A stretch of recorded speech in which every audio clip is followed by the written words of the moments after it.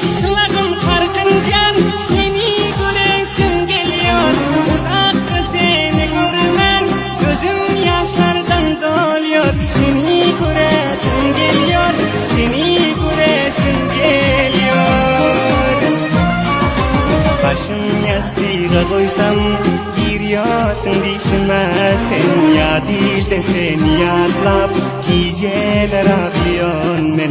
Yüreğim dağılıyorsun ben, yüreğim dağılıyorsun ben.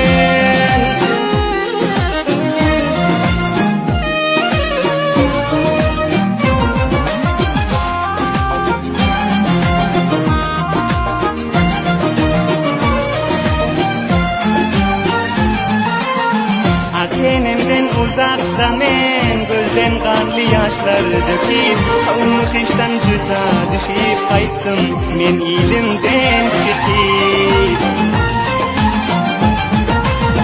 Elim hiç işe paran yok, men seni göresim gelir. Gece gündüz sanlar bilen, gezmen bir lahzacık gülüp yaman, yaman.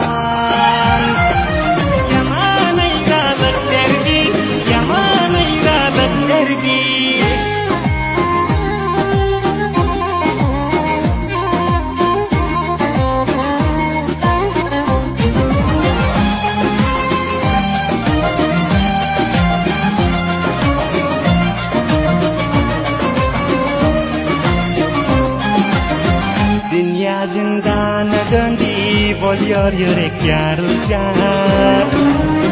Tam yüreğime sığmasa nazik yalandan gülecek. Ey Hudaya şıl ömrüm öter mi kağam bilen. Yakalarım ezildi gözde yaşımdan bilen. Yaman, yaman.